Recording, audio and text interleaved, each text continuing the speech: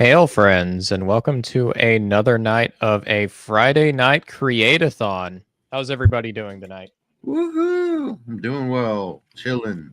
Hell yeah. Doing pretty good.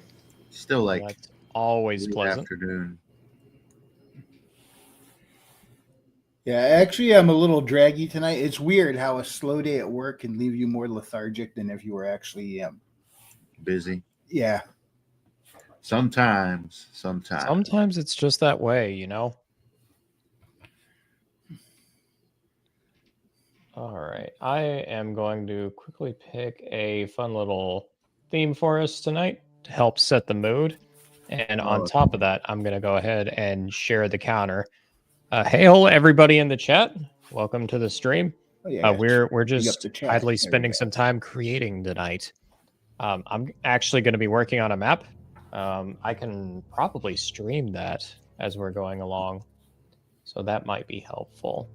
But yeah, that's what I'm going to be doing. What are you guys working on tonight? I always have a short story to write and will have a short story to write to the day I die. Oh, nice. Sounds like a lot of fun. And I'm still working on book 3 of the Bad Kitty series. And I'm about to tackle a tough part. It's just a big action scene. But what's nice is I actually plan to put a little bit of levity in this one because it's been a heavier tone than the first two. So it's going to be nice to have a little bit of levity pop up again.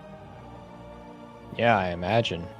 Well, in either case, I wish you guys the best of luck, as we are going full throttle tonight with our creations.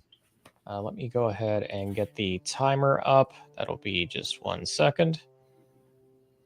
Ah, there's the lovely timer. Oops. And I just closed my document.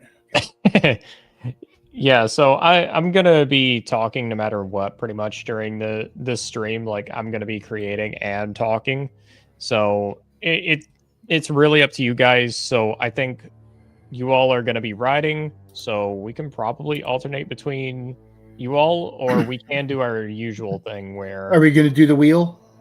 Oh, we can do the wheel. That could be fun. Let's go ahead and do the wheel. Why not? Are we thinking about 10 minutes for the timer, or do we want it to be a little shorter? What do you think, James? I think 10 minutes works. All right. You go ahead and swap this over. There we go. I'll go ahead and change it to James. There we are. All right. The wheel is ready. Are you guys ready? I think so. All right, let's do it. All right. In 3, 2, 1. Who's it going to be? And Frequency, you're going to be one of the first ones up. Woohoo! You got the applause. All right. Yep. So you're going to be the first one creating as the rest of us talk in the meantime. So Righteous. I'll go ahead and swap back over. Or do we want to determine who goes next? And then we can alternate after that. Yeah, let's see who goes next. Let's do it. Okay. We'll go ahead and remove Frequency from the list. Let's try it again.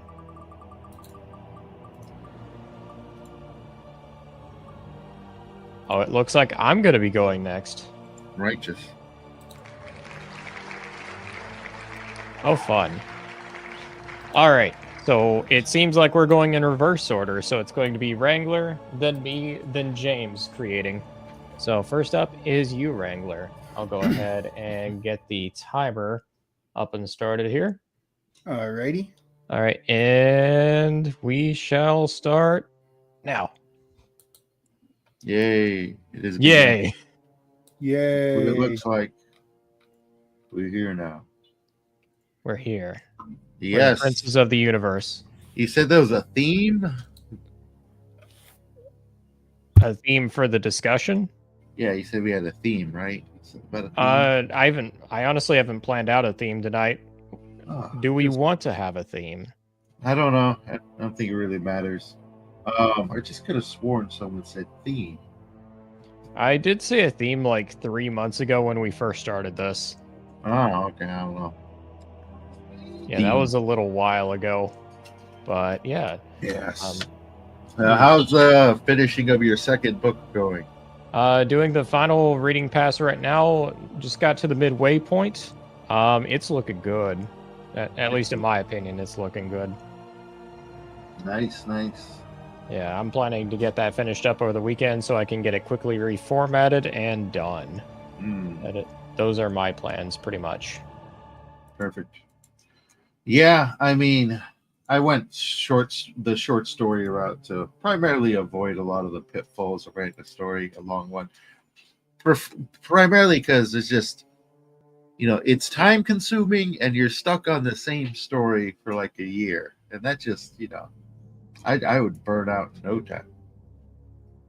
Yeah, it's like some of it does involve a plan, but at the same time, it really is just kind of like a matter of figuring out what works best for you. Like it is more about consistency than anything. Yeah. Not so much getting it done, even though that is important. But that's kind of what I've generally noticed anyway. Righteous. Yeah. I've been enjoying the short story route. Definitely picking up the pace lately, but I got a lot of already like drafted short stories ready to go. Oh, nice. Yes. I'm working on 2 separate series right now, and I'm already planning like 3 or 4 other series. Yeah, I really need to get into the habit of, I don't know. I'm thinking about getting into the habit of doing a few short stories after this second book. Yeah. I was actually thinking about releasing an anthology for my third book. That sounded like a lot of fun. Yeah, I mean, I've been enjoying the short story route. I need to, I guess you could say, study more, but on the practice portion, I've been really getting a lot done. But I find it interesting, and I'd like to get your thought on this. The differences between writing a novel and a short story, and where they lie. I say this because a lot of the times I hear authors sort of like interchangeably talk between the two, when I think there might be a bit more of a specialty. Yeah, I really do think there's a big difference. Primarily in that whenever you're doing a novel, granted, there's discovery writers out there and more power to them, but I do think in general, writing a novel requires a bit more in the outlining phase. You actually need to plan ahead a little bit because if you don't, it can actually come back to bite you later on. Yeah, I hear that. I hear that. Writing a series of short stories, that's definitely very much the same there. How many short stories have you written in your day? How many short stories? I'm gonna be honest, not too many. It's less than half a dozen, if I'm being completely honest. That's cool. That's cool. Yes, yes, because I'd like to explore that more, where the real differences lie. I'm sure it's probably dozens of videos by to-be authors or authors talking about that very subject matter, which is an interesting one. Every time I dive into, I guess we'd call author tube, not really like book talk, but just these authors who are definitely like in their mid to early 20s, Yeah. all discussing or different topics, and then like as soon as you click on one that there's just a personal book ad in there somewhere. Yeah, I can definitely see that. And I don't know, like I also think so I'm imagining with short story writing you can hone your skills a lot quicker too. That's probably a much better idea because it's like with novel writing, it's like, yeah, in general you do want to go decently fast, but especially early on, there's a much greater likelihood that you're going to write a bad book early on. And Yeah. there is a hurdle with writing your first book where it's like you're falling into a lot of traps and you're actually trying to make sure that it's decently like legible by the end. Yeah. There is a continuity for sure. Definitely. What I've noticed about short stories is a large chunk of fashioning a good short story. Let's say you got yourself a good plot, good characters, all that. It goes into pacing and tightening up the story. I probably get rid of, on your average short story, I write about 3,000 words, and I get rid of between 500 to 1,000 of those words, trying to compact it and hit those beats sort of fast enough. It's almost like a dance, if you will. Yeah, and there is the problem, there is the challenge that comes with book writing, even where it's like you have to make sure that you're not overdoing it either. Though there's a little more leeway there. That said, like I guess with me, I'm writing more in novella territory, so it's like I almost consider it like a halfway point between short story writing and like full on like large novel writing at the same time. Yeah, Because I want it to be like a book with this continuity to it, but at the same time, I'm like, I want it to be pretty like concise at the same time. And that's part of the challenge for sure. definitely. Maybe one day I'll give writing an entire book a shot. But I've been pretty comfortable with my short stories, and hopefully they've been allocated appropriately. But I have been looking towards new platforms to release other than Substack, because it seems like it's author heavy, if you will. Yeah, no, I'm with you there. I've considered going back to Substack, but my main problem with Substack is it can often feel like it's writers writing for other writers. Yeah, lots of that, for sure. I've only seen maybe a handful of Substacks that aren't that way, and there's also like a lot of bulk tagging that I see happens Oh there. God, that was one of the main reasons why I checked out of Substack. It was the bulk Yeah, tagging. just seeing like, oh, somebody tagged me, and you click on it, and it's just this huge wall of Yep. people's freaking names, and like just a slither of text or something. Like, ah, Yeah, and I'm like, I have no reason to care for this whatsoever. exactly. It's really rude, man. I don't want that polluting my messages and stuff. Yeah, that was one of the main reasons why I left though. And it's like I don't hate Substack by any stretch, Mhm. but that really turned me off from the platform. That right there. I was like, I'm not a fan of this. I'm just not. It's a very strange way to advertise, you know. Yeah, for sure. And also, there was a small portion of time on Substack. It didn't last long. Didn't last long, like a month, where I guess when Elon bought X, all the people on X just kind of scattered, and a few of them ended up on Substack. And I'm talking like hoes and people complaining about politics, writing Oh, fun. tweets as full stacks. I'm like, dang. You had them trying out a few different platforms there. Yes, I literally was getting messages in my DMs from hoes. Oh, Like, fun. you're right on Substack. You're like, what is this? Like, what kind That of sounds platform? bad. That sounds real bad. He's like, what kind of platform do you think you joined right now? Like, who does this? Yeah. Like, there's probably just they Google what are some good platforms for X, Y, and Z, and there's just giant lists of them. But they didn't yeah, last probably. long. Didn't last long, that's for sure. No, it didn't. It really did not. Yeah, that's a fun part of Substack history. All right, Wrangler timer. Yeah. You go. All right, is it my turn? It's your turn. Oh, fuck yeah. All right, time to do some map making. All right, All I'll right. go It's gonna ahead be and both set of the us timer. this time, right? What is it? Oh no, wait, only one at a time. One goes at to a time right Yeah. One now. at a time because it's smaller. Yeah. Very small. Yeah. All right. I'm next. I'll see you guys here in a Yeah. few minutes. He's diving. All right. Squeak, Okay. squeak. Squeak, Yeah, squeak. Dive, dive, dive. we were talking about Substack right now. Yeah. Talk about just looking for another platform maybe, but also I think I should just post more on there. That's not just my official posts, because those are all the ones I make, but communicate with the people a little bit. Yeah, I don't use Substack for chatting with folks, and I Yeah. probably should, but I mean, I look at it's Black great for Knight. networking. Yeah, I look at Black Knight's example. He always communicates with people all the time on there. And he's got one of the more populated Substacks, with the most activity and stuff. Yeah, he's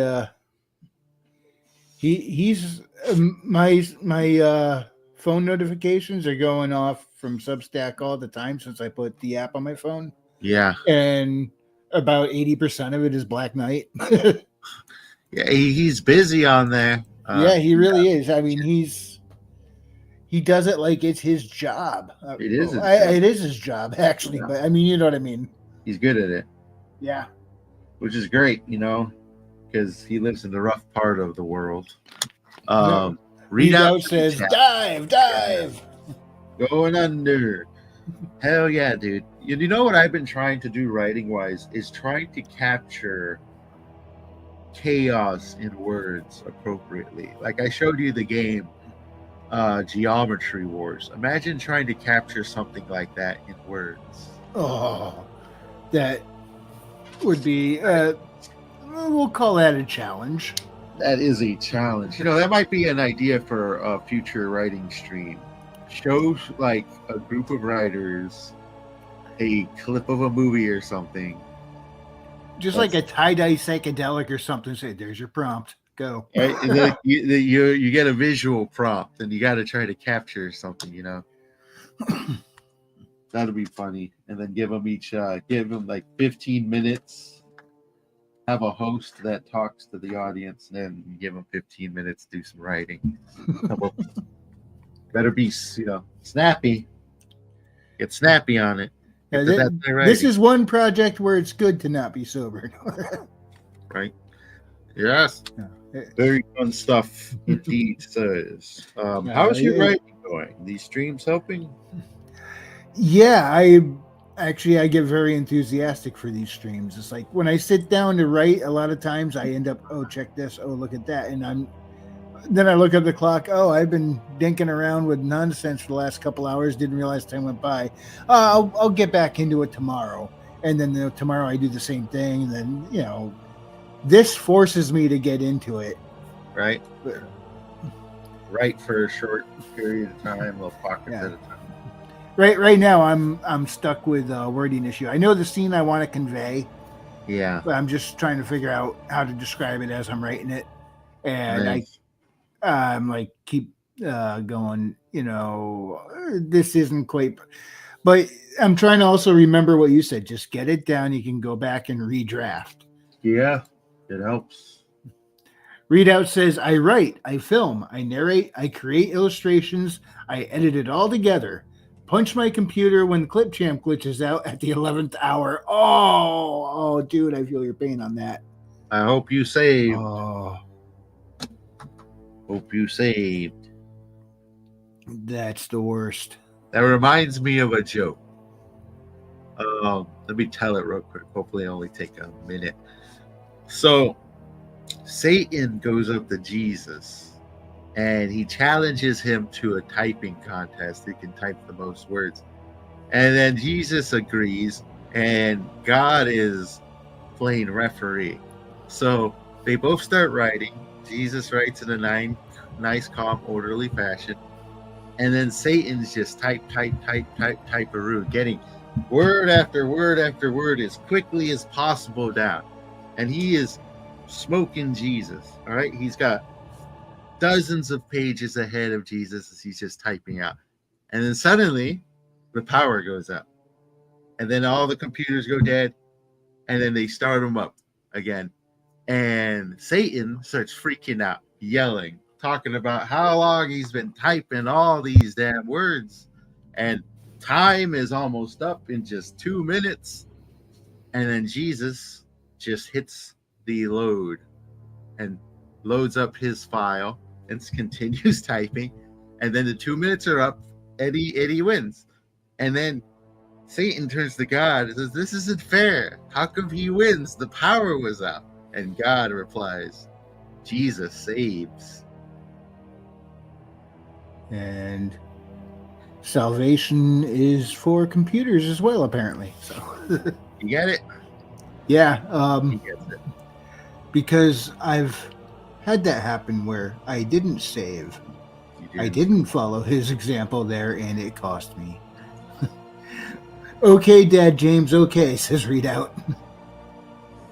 I heard that one in college in a computer lab. Like, yeah, there you go. Jesus saves.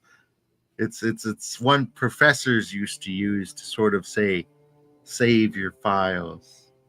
You don't want your entire everything to go crashing down on a corrupt file. Same goes for today. You know, I'm always backing up all my writings, all the artwork. Yeah. Mm-hmm. And do it more than just the cloud. Sometimes.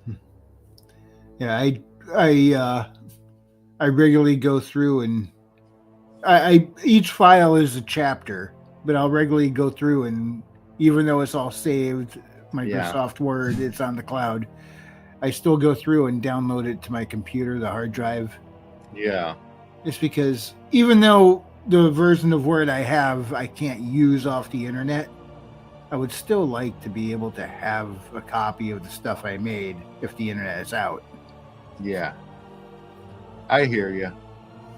That, you know, it's always good to have that backup drive. And they've been getting cheaper, but not only in price, but also in quality. I remember I bought a decent drive just for storing files from a reputable company, Seagate. You know, they've been around forever. They have,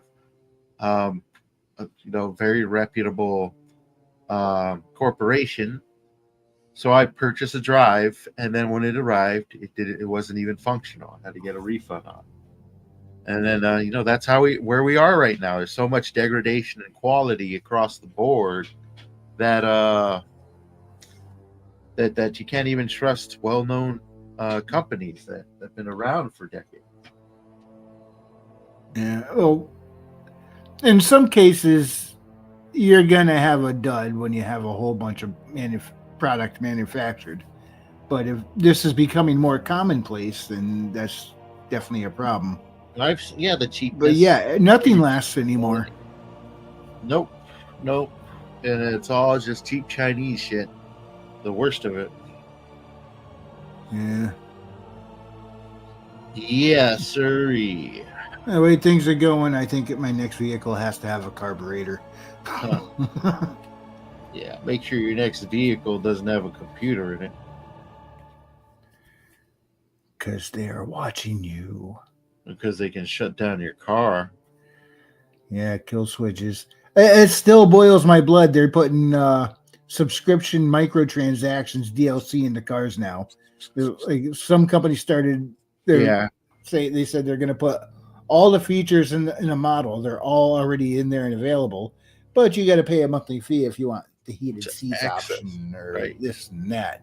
You know, it's like, oh man, your car is connected to the internet.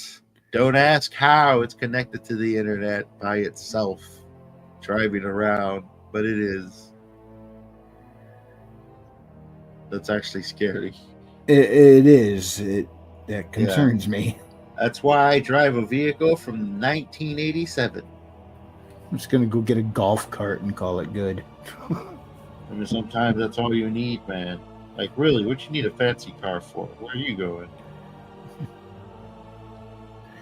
Yeah, hop on a little rascal or something. It's like, they can't track me now. And then all of a sudden you get a text from the rascal company. We noticed you're at this location. Do you need assistance with this, that, or the other? Like, dang it! Well, if you're going to have your phone on you. But there are some good programs out there. Like I got one, a nice piece of software that encrypts all my photos and videos, so that way third parties cannot get their hands on them. I am Nice. here. What happened? Not much, just minor talk. Oh, I see. We're just old fogies complaining how the internet runs everything now. How dare the internet run all the things? Amongst other things, yeah. That too. Readout says, if it wasn't for the salt of Penn DOT, I'd have an older vehicle.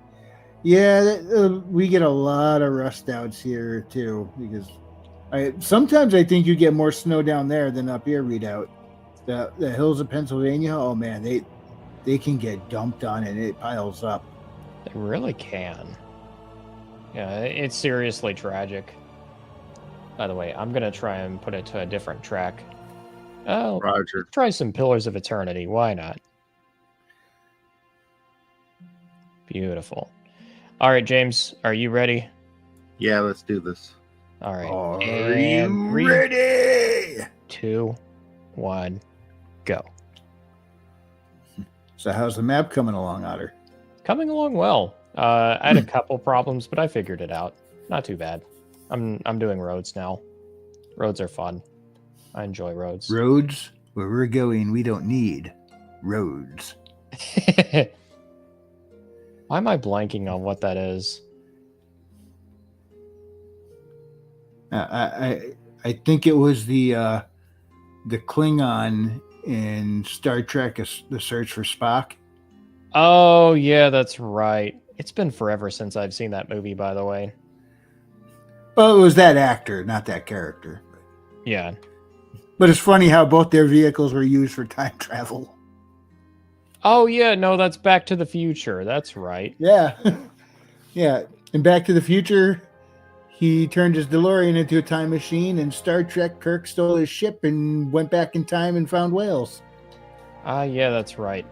I actually think that's a very underrated movie. It's a bit of a weird Star Trek movie, but I don't hate it. Yeah, same here. Admiral, there'll be whales here. Yeah, it's a surprisingly decent movie. Yeah. Readout says, that's how my 07 Santa Fe had to be put down this past spring. The frame had been eaten through in a few spots on the passenger side, and would not have passed inspection without expensive repair. Yeah. But imagine the roads without the salt. Imagine if we did like humans always used to do and what said, hey, there's a lot of snow out there. Let's kick back for a day or two. Kick back a day or two? What are you talking about? We can't kick back. Now No. get out in that snow and grow those avocados. Damn it. Not again.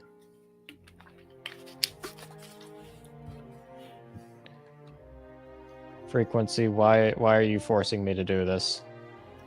What am I forcing you to do? To pick avocados, of course. Oh no, I wasn't talking to you. Are you sure? Yeah, you're going to get the clams. Oh yeah, that's right. Okay. Life is a whole lot better right now. Yeah, but you still got to figure out how to break through the ice and get to the water. Well, yeah, that's always a problem, but you know, that's what they call the icebreaker for. That's right. Oh boy. Roads So are Otter, fun. what are the odds we could ever have a session in your game where since getting knocked into other worlds now and then is a thing? What are the odds that one of these days we get knocked into the world of Steel and Stormbright for a session or two? It's a possibility. It may happen. That would be fun. It may happen. Castles and Crusades is a smart enough system that would actually allow that. So I'm not going to deny the possibility. Yeah. Readout Productions says, I really want to own a Wrangler someday, but it would have to be a model from the 90s. And I don't know how I'd like it for daily commuting. Would be fun in the rallies though. Yeah, I used to have a Wrangler.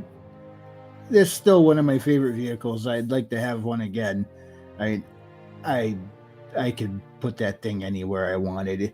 I went off-roading with some dudes who had big trucks with jacked up tires, and I could keep up with them because it's just built for that. Yeah, pretty much.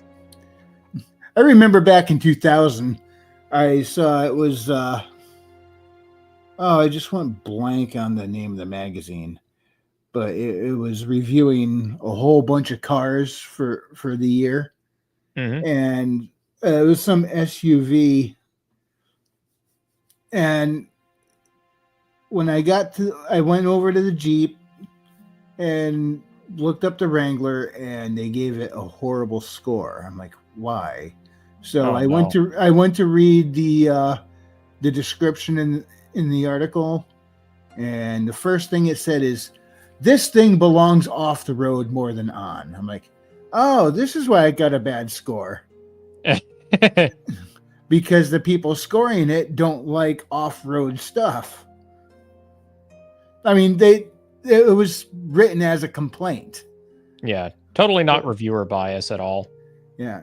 Meanwhile, the high-end luxury vehicles all got glowing reviews. I'm like, boring.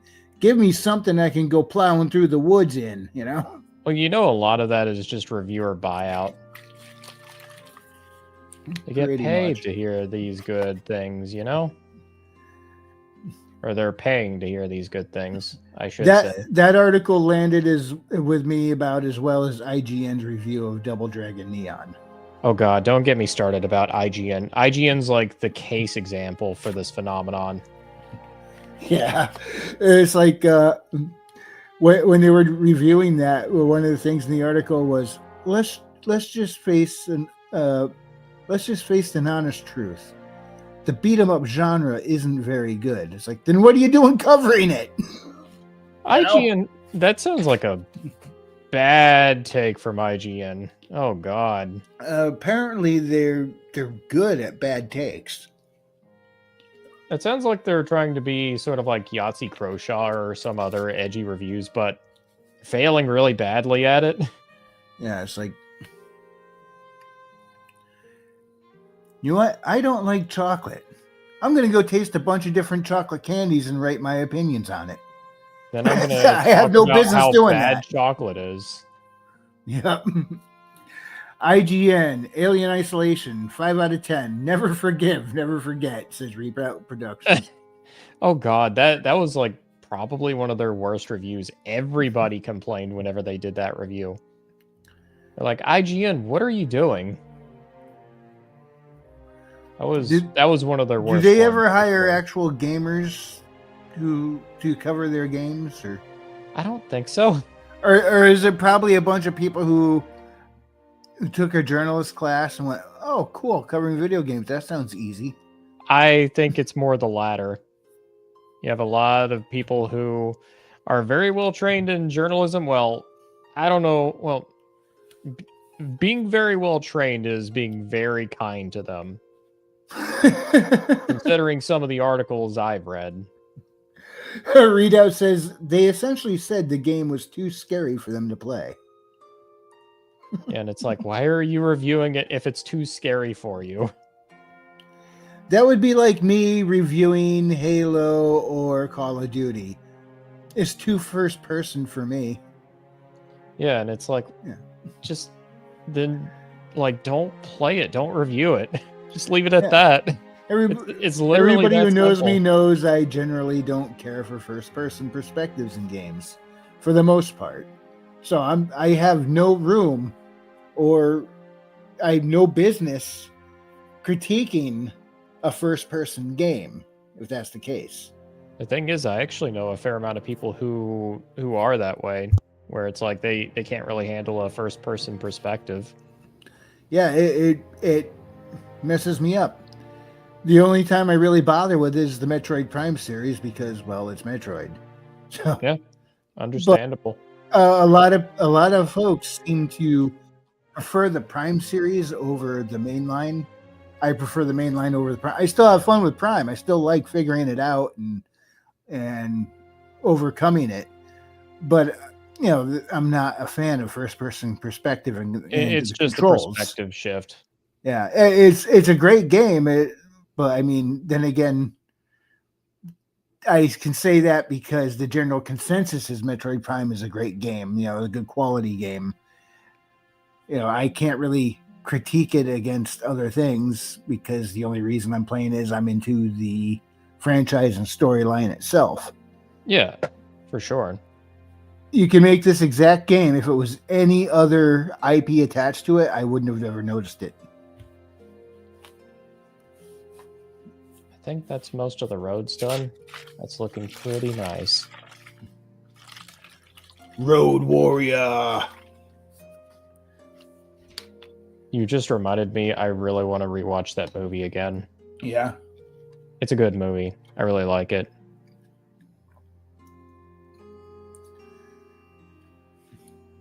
Now what's your long time?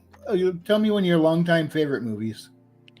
Highlander is one of my all-time favorites, Oh, and cool. I know plenty of people who disagree with me on that one.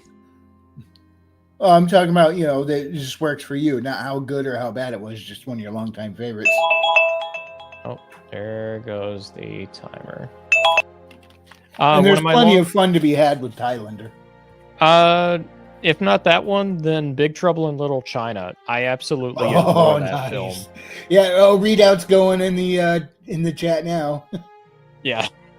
Okay. Cool. Oh, lovely. But yeah, like Big Trouble in Little China, if I just want something fun to watch that I can just kind of zone out while watching, I put that movie on. It's so much fun every time I watch it. Yeah. Oh, boy. Well, I think it is your turn, Wrangler. Wrangler? Which Wrangler? 10-foot tall roadblock or little basket case on wheels? Give me a moment. I need to fetch me a water. How dare you? Ready? I just finished mine. Let's see. Yeah, one of my longtime favorites is The Mummy. Oh yeah, The Mummy is like incredible. Like that is such a fun movie to rewatch. It is. I mean, that's why I tried to match a similar tone with my books. Adventurous, there are stakes, but there's still a lightheartedness to the whole thing. Yeah, well, another thing I like about The Mummy is there's some bits that are really messed up in it, but it's like it has it in like really broad strokes. It doesn't dwell on it too much. Cool. And I'm like, it actually adds a lot to it. Such as? Like, Emotep, like him actually being like mummified alive and everything. Oh, not just him, but also his servants. I'm like, man, this is fucked up. It was. That's an absolute horrific thought. The Mummy classic. You also have like the one guy who's getting like all of his organs stolen from Emotep, and I'm like, man, you talk about body horror. Oh, the dude with his eyes and his tongue? Yeah, he's like missing his eyes and tongue. Yeah, and that part freaked me out. Yeah, he comes along to like take the rest of the organs. I'm like, man, that's kind of messed up. It's really messed up, yeah. I do love though how when he first ran into O'Connell, and he just whipped around, looked at O'Connell, and roared at him. So O'Connell roars back and then blasts him with his shotgun. I'm like, yeah! It's so much fun. I just love that movie. Yeah, it's got an interesting mix of humor, adventure, and horror. Yeah, absolutely. All right. Wrangler, are you ready? I believe I am. All right. And then we start. I'm going in. Awesome. Nice. All right. The city is taking shape. Roads are done. Now I'm just putting down some buildings, as you do. Excellent. Yeah, I just started the opening segment of another story in a ongoing narrative right now. Oh, cool. Yes, I got 298 words. Not bad. Yeah, not bad at all. I usually frequent that during these streams. I usually hover around 300. So Yeah, it's a good place to kind of like start around. mhm. Let's see. Temples. Yeah, there we go. I want to add some temples, because why not? Yeah, that'll be fun. Oh boy. But yeah, like I need to get into more short story writing. It's been kind of like milling around in my head for a while now, but I would like to do sort of like a horror anthology. That sounds really fun. I've known a few people who've Or done it, and I'm like, man, this just makes me want to try my hand at it.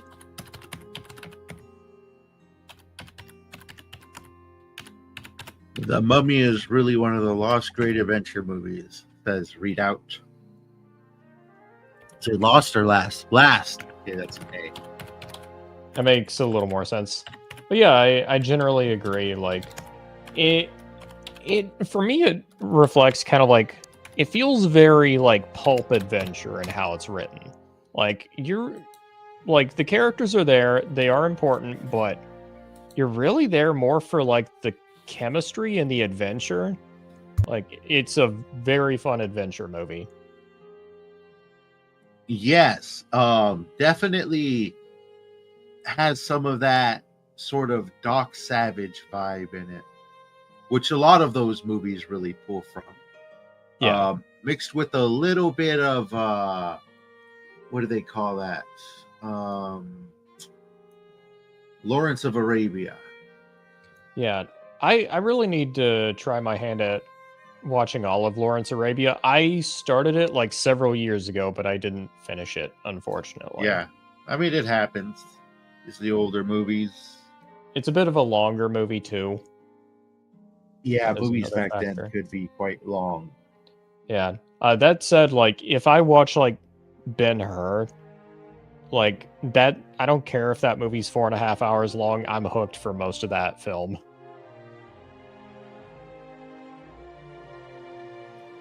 Yes, that's what kind of.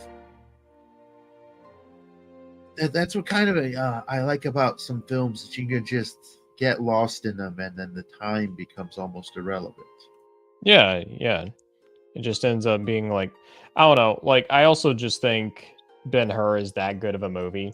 Like it stood the test of time for a reason. And Indeed, it got yeah. its own bad remake as well. Yeah, don't remind me. Don't remind me Yeah, about that. remakes aren't as offensive as I used to take them. I really don't mind, but they miss out. I understand why you want to remake a famous movie everyone loves, because you could have that extra cash injection. But I would love to see bad movies get remade. Let someone take a second crack at them. Well, you see, the problem is you're using intelligence, and Yeah. that's the big problem. Well, it's also hard to get somebody to rewatch a movie if it's based off a bad film. But there's a lot Yeah. of bad films that sort of just, fall into obscurity. Nobody remembers them. Now remake it and give it a second shot. But There's tons of them, in fact. yeah, Some and would do very well with a remake. yeah, because some of them have decent plots. They got stuff going for them. You take what's good, you learn from the bad, and you can produce some decent stuff. Yeah, and Um, I think some of them have potential too, and I'm like, man, if they just did X, Y, and Z, it would be so much better. yes, yes. I mean, they are. What is it? They are making another. Damn, what is that? That Conan ripoff. So you talked about it. The one that's a little molesty. Oh, Deathstalker. Yeah, they are remaking it, aren't they? They are. There's another Deathstalker on its way. I'm sure it's going to be less provocative for the better. Yeah, mostly for the better. Like first one, I think it felt like somebody's weird fetish. The second movie struck a pretty good balance, all things considered. Second one is just pure like cheesiness, and I it will get is them. not ashamed of itself. Like I will get them, and Deathstalker 2. Like, oh shit, title sequence. Yep. That Yeah. movie, the whole like Rocky Balboa sequence just come up out of nowhere, and it's kind of amazing. It's their boxing now in the Conan movie. Yeah, and I'm like, what the fuck is this? I'm not complaining, but what the fuck is this? That is pretty funny. I thought about sort of writing a parody on them, sort of like the Conan-esque character, but just make it, everything pumped up to an 11. Like he meets a woman, it's like, hello, queen. It's like, hello, I'm queen of the 7 empires, and your absolute manliness beckons me to pull you towards my bedroom. And he just stands there, no, for my absolute manliness would destroy you if you looked upon my grand measure. I also think it's funny because in Deathstalker 2, you have like this very like unnecessary scene where he just kind of like ends up like, so you have the main heroine of the movie, then all of a sudden she is cloned just for no other reason than to be kind of a femme fatale, but really just to be nude in one scene. And it's like, it kind of comes up out of nowhere. She gets killed shortly after. Then the original version of her realizes what's happened. She's like, you just made love to my clone in my own bed. What are you doing? He's like, sorry, I just caught away. I'm like, you can't make this shit up. Well, somebody did. Somebody did. And Not the in first fairness, time. it's really funny. I've always liked the clone angle if it's done perfectly. Yeah, it's really funny in that case, just in general. Like that was one movie that was recommended to me beforehand, and like by God, like it really ended up being something that was a lot of fun, because especially after me not really being a big fan of the first movie, I was really pleasantly surprised. Right? Yeah, the first movie was definitely exploitative. This one, yeah, it's got exploitative moments, but it leaned into parody a fair amount. Yeah, it actually feels very much like a proper D&D movie. That's funny. It like has the sort of like humor that you see in a lot of D&D games. So I'm like, strangely enough, this is like probably one of the most faithful like to a tabletop RPG movies. It's funny. I know Readout's bringing up the Highlander remake, said to be in the works. Oh yeah, they've been talking about remaking that movie for years. By the way, I can kind of see it. I'd be interested to see the sword play, because they could do a lot more now than they could back then. But short of the sword play, the first movie was pretty good. Yeah, like I actually really liked the first movie. I know, I think it's Ultimate Kahuna and a few others really don't like it. I think it's okay to be wrong. I love that movie. First one's good. Second one, I mean, it's quite the franchise, really. Like when it went over to it spawned like what, 2, maybe 3 movies, can't remember, and then it went to TV, and it just had like a good decade of producing shit. Yeah, pretty much. Had a television show, like 4 extra movies. So that one was around. You got a lot of lore there, lots of lore. Yeah, the first movie for me though will always be like a timeless classic. Like warts and all, that movie is flawed, but I'm like still I love that film for what it is. Yeah. The premise is definitely unique enough. You even to this day you don't get too much of those premises. Yeah, for sure. And then the introduce aliens in the second one. Yeah, it was kind of out of nowhere too. Welcome back to the land of the living, Wrangler. Hello. Yeah, I'm with Readout. The franchise that should not exist. It's in the damn tagline, there can be only one. I 100% agree with that assertion. Very well said, Readout. It does. The television show wasn't that bad. I thought it was all right. So I how do haven't seen we? the television show, so I So couldn't how do say. we loop in Highlander, the animated series, into the live action continuity? I don't even I know if think there's I think animated there's series too many contradictions to do it. Yeah, I mean the kid shows always kind of do that. Ramirez is Pretty much. alive again. Again. It's like Is there one where there's the Kurgan just suddenly comes back? He's like, surprise, I have my head again after all. That sounds like a robot chicken sketch. yeah, and the Yeah. but the villain of the series in this continuity, I think he himself killed Connor McLeod, Ah, Oh, okay. and the main character is Quentin McLeod. I remember actually Connor and Quentin go at it, and then Quentin takes Connor's head to gain his power so he could face off against the enemy. No. Quentin, and maybe I'm mixing up the names. I was talking about the I'm animated thinking series. Duncan. That's who I'm thinking. Yeah, Duncan. They went at it, and Yeah. I hated that they made him do that. But I mean, throughout the whole series, what have they been saying? Yeah. Right. Another hitting the nail right on the head, if I can talk tonight, from Readout. Like Highlander had tremendous room for an extended universe in comics and shows. People like the TV series, but nothing matches the OG's aura. Yep. What they should have I done. just do like to pretend Highlander 2 doesn't exist. And I'm pretty everything sure else the is fine. television series is supposed to like take place before the movie. I don't know, but if they I'm do, not sure. it should have. But It like would have to be after, though. they had to definitely retcon it hard because the way the first one ended, it was just like it was like it just wrapped up everything. It's like this is the definitive end. It's like everything that's kind of left open can be easily left open to interpretation. Exactly. Well, if Duncan had to be the one who finally faced off against Connor, then the movies have to be pre-television. I mean, But there are a lot of jump backs, granted. But they All can right. do that now. I think Time for me to start the timer, and it is me this go around. it's his this do time. it, do Doing it. things. I will be back.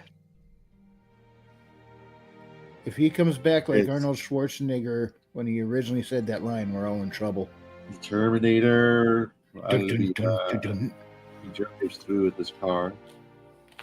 The Germinator. That was a pretty good one. The original one was definitely much more of a horror. And He's then, here to germinate your garden. then they gave us the second, which is kind of what the Aliens route. Hit us with some action. That second movie. Yeah. It that was probably one of the best sequels out there in all the movies. Maybe not the best, but definitely one of the best. Because how many sequels are actually as good and surpass the first? Oh, a handful, maybe a dozen or so. Like surpass the first, I don't know, but Yeah, equal Or- or surpass. yeah, a dozen or so that I can probably think of. Like I'm not really giving it deep thought, but I know it's it's roughly around a dozen, maybe. Readout says there is Terminator 2, and that's it. Just like there is Alien and Aliens. Oh, and Alien I Isolation. didn't mind Terminator 3. And I say mind, I know it's a bad film, but continuity wise, I think it kind of fits in the line pretty good. I don't like that John Connor died in the future and it was his wife that sent him back. But that was like, the majority of the war was already over. They were winning at that point. It was just a malfunction thing that happened. So I don't mind the third one. I think it kind of puts a bow on the trilogy.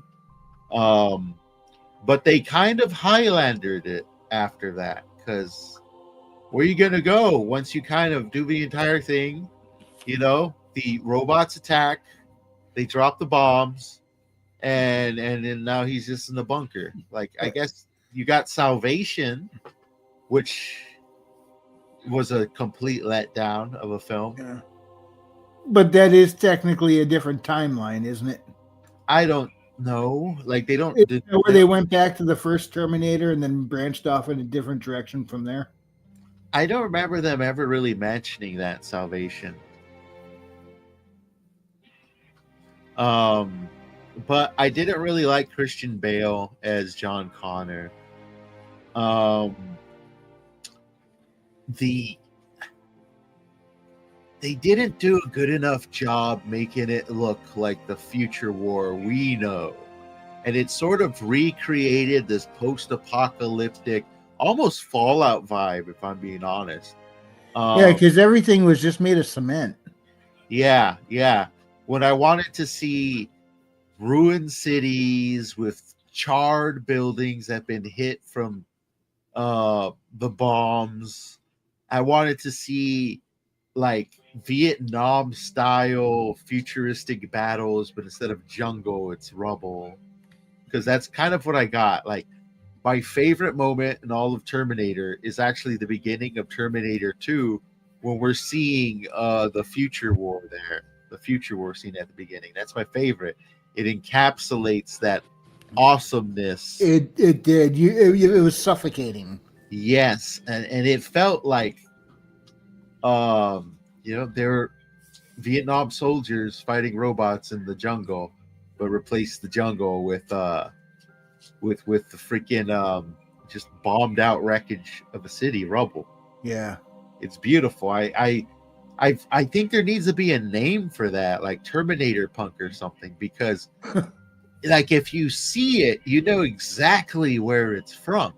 You know, you could feel the grime of everything left over. Yeah, like if you take up a photo of the Terminator apocalypse from the first or second movie, and you just tell somebody, well, what apocalypse is this? They're like, oh, it's Terminator. So I think it's got its own punk to it. The thing is, you don't see a lot of people taking that in, because I think it's just a mixture of both a look and an overall aesthetic to the surrounding world, in a very hardcore way. Yeah. Now, in reference to the not so good version of that, Readout says it was a very bland apocalypse. Yeah, I saw that. Can you imagine getting isekai'd off into and not a good way, into like a world that's like falling apart, and someone says, "This is our apocalypse." You look at it and go, mid, right? It was funny. It's like they had that. Their apocalypse was known for urban ruin, and they throw you into a desert, or either a desert or a collapsed parking garage. Yeah, it's like there's not a lot there. You should have said it in like New York or something. And I didn't like the whole multiple factions, or you have the human faction, but they don't like truly believe in John Connor. He's not the one yet. I didn't like that either. And they wouldn't have time for those kind of debates, really. Another issue is how they wanted it to end, which is why I think we had that. The way they wanted it to end is you had this human-esque Terminator where he's so human, he's got a beating heart. They wanted it where John Connor dies and they take John Connor's skin and they put it on that Terminator instead. And then he's the John Connor now. And like the big twist. John Connor was actually a Terminator in disguise, and they hid it from everybody because the real John Connor died. It's like, and I'm so glad they did not go with that route, because that would have been just destructive to the lore. Destructive? Yeah. But that's also a story of what not to do to your own lore. Right? Yeah. Don't put in this weird, that is very subversive antics like that. But Frequency, with the 2.5 minutes we got left, why don't you go ahead and share with us some of, or the single most favored apocalypse in your eyes, or apocalyptic setting? Oh, I never thought about that. Never thought about it. I'm trying to think of how many scenarios there I should know of that are post-apocalyptic, and all I could think is Terminator.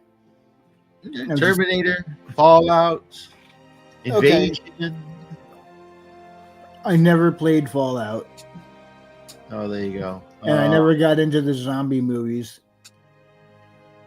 Of course, Invasion. not every apocalypse has to be zombie. Yeah. There are a lot of kind of do lead to apocalypse, huh? Zombies. So I guess that would be a Walking Dead apocalypse. Well, then again, Mad Max. Mad Max. Yeah. Yeah. You have the gasoline apocalypse of Mad Max. Yeah. There was Waterworld. I remember everybody hating it, but it held my attention. I thought it was all right. I like the whole Waterworld aesthetic, the whole aquatic aesthetic. It fit well. Mad Max is a damn good one, though. I hate bringing up his stuff, but it just made me think of Maximum Overdrive. King. Yeah, I'm officially done with him after this last antics. I missed it. Should I be glad? Yeah.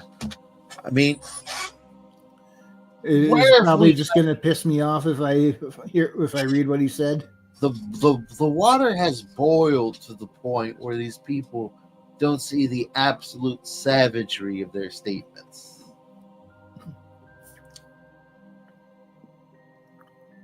But you know what? We have our own dystopia to survive here. Yeah, the adpocalypse. No. The adpocalypse. Well, that's part of it. We're definitely in a cyberpunk world already. I'm calling it. We're a cyberpunk world. We have the hospitals killing people. We have the tech billionaires, evil and good. Our president's a movie star. Are we growing people in tubes yet? China is. China is literally trying to make super soldier clones. I'm back. Well, Also, Wrangler, how dare you never play Fallout? That is blasphemy. it's a flip. Because I'm playing things like Silksong. Readout says, we are in a cyberpunk world. Can I have Kaneda's motorcycle bike now? You I love probably that can, film. to be honest. If you have enough money, you can get yourself a good bike and you can customize it or hire someone to customize it for you. Turn it into whatever the hell you want. You just need a good base bike. Oh, yeah, for sure. Job. Man. Thinking about customizing my bike one of these days. Yeah, It's man. Original 1987 parts on it. Some of them already fell off. All right, James, it is your go. Sounds good. All right, in 3, 2, 1, go. Wow. Beautiful. Is this where you chew me out now? Yes. How dare you? I very dare. Oh, okay. I see. Because I was playing other video games or dealing with life and not dealing with it very well. But that's not good enough. I'm telling you right now.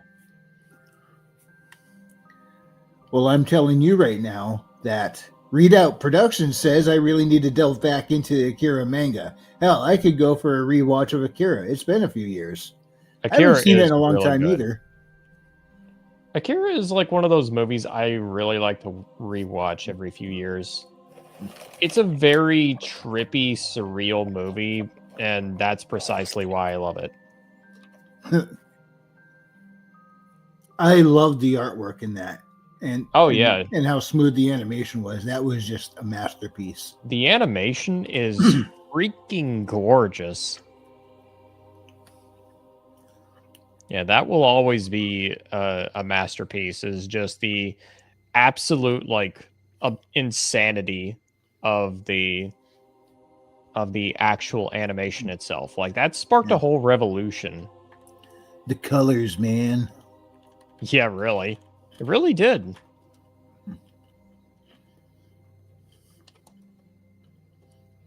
Now, have you watched Ninja Scroll? I have not. That's one anime I have not checked out yet. You can laugh at me all you want. I didn't play Fallout. How do I have room to laugh? Fair enough. They invented colors to make that movie exist. Oh boy. Oh, where do I want to put this? Put it right around here. And honestly, I could not tell you whether or not Ninja Scroll is actually good. And here's why. I watched it like when I was in my late teens. And I was very easily entertained back then. There are No, I've plenty of always heard movies good that things about I it. couldn't tell the difference between me liking a movie and whether a movie was actually good. I've I always was a heard good things dumbass. about the movie.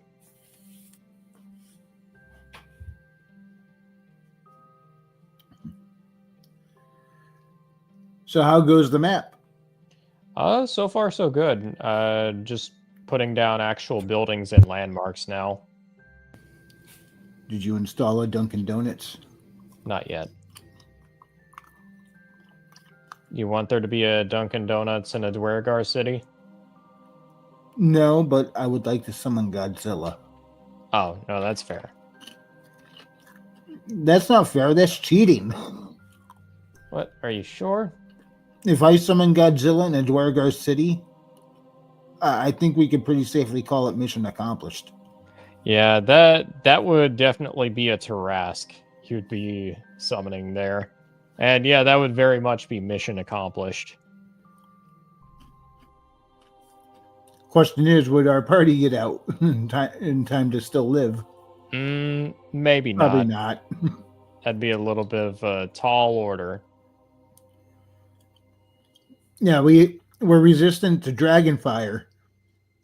We're not resistant to straight up plasma. It just kind of like billowing through the area, or not Yeah. billowing, but You know, that's how it goes sometimes. You win some, you lose some. It's all a give and take. oh, good thing Cyanisha's got her save station. Yeah, really.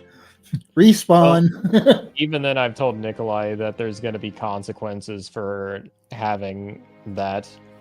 Like, there's likely going to be some, like, actual, like, personality differences between his character and then the others. Yeah, and it's coming up on 10 o'clock Eastern time, so he's probably fast asleep back home where he is. Probably eagerly awaiting to see what his character can actually accomplish tomorrow. Yeah, so hey, Stormcrow. Hey, Anyway, I think it would be hilarious. Have you ever seen Multiplicity? I have not seen Multiplicity. Well, it ended up with 3 clones of Michael Keaton's character, and one of them was an absolute retard. Oh, fun. And the reason that happened is one of the clones went and got himself cloned to get an extra pair of hands. And, you know, when the original showed up, he's like, what's wrong with him? And he said, well, you ever notice how when you make a copy of a copy, it's not quite as sharp? And the dude's sitting there painting his own tongue or something stupid like that. Or Rita says, how many Michael Keatons can you handle? And Stormcrow said, hey, boys, hope you all are okay. Given recent events, I want to check in and make sure you all were safe. Yeah, we're good. Yeah, we're doing good. But yeah, like, stay safe out there, Stormcrow. I will say this. It's been rather cathartic today to see people actually confront Stephen King about him, like, basically trying to, like, basically try and defame Charlie Kirk. The thing is, like, even he admitted that he did not do any research whatsoever whenever he was saying that Charlie Kirk was stoning gays and everything. Everybody called him out on his bullshit, and he apologized, which I'm like, okay, he's admitting fault, but I'm like, this is the internet. Do not apologize on the internet. And he's now You learning mean why. he was saying things just to appease the majority and sound like one of them? Yes, exactly. No. The only thing is that Stephen King is kind of an idiot, and this absolutely backfired on him. Good. I'm like, hey, dude, you've had this coming for a while now. You've been saying stupid shit like this for a while, and the moment you're actually mocking somebody after they've died who hasn't done anything wrong, you get what you deserve. That's all I'm saying. I just hope he straightens up and does better, you know? I hope so too. I mean, My big beef with Stephen King is I've always had the distinct impression you've got a bit of a warped mind there. And it's like, don't get me wrong. Clearly, look at his books. I know, but there's a lot of commonalities in his books that make me raise an eyebrow.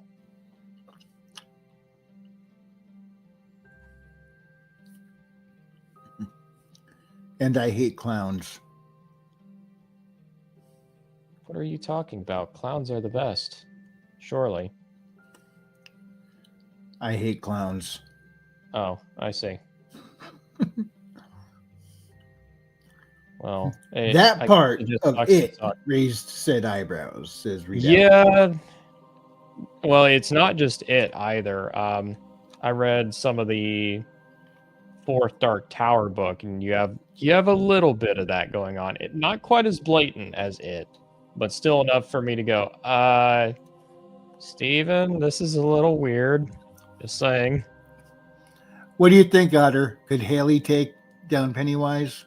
Obviously not true form, but I don't know her full power capabilities, but I'm leaning on yes, maybe. Yeah. Possibly. Do you know why I think she could? Why is that? What feeds Pennywise? What's that? Fear. Oh, yeah, and yeah. Being an empath, she can block others from picking that up. Oh, no, you've got a point. You've got a real good point, in fact. So even if he's scaring the ever-loving crap out of her, she could still prevent him from taking that. That is true. Yeah, I didn't even consider that. That's a real good point.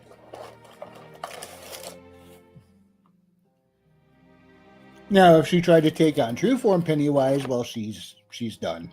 Yeah, that might be a little more difficult. That's not happening. Just a little more difficult, as you do. Yeah, it's like there's one heck of a difficulty curve in Pennywise right here. What the heck? It's like, what's going on with this difficulty spike? It's way too much, game designers. Yeah, phase 1 and phase 2 are perfectly fine. Phase 3 is just not fair. What the? Seriously, what were they thinking?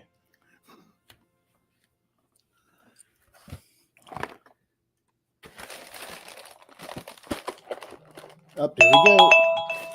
And that's the timer. Beautiful. Cool. Welcome back, Sir James. Not that I went anywhere. Welcome, Mr. Bond. Welcome back, Mr. Bond. I hope the assignment went as according to plan. So far, so good.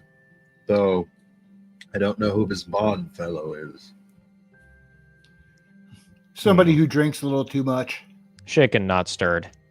And all his enemies seem to have a thing for cats, I guess. Huh. I will call him Mini-Me.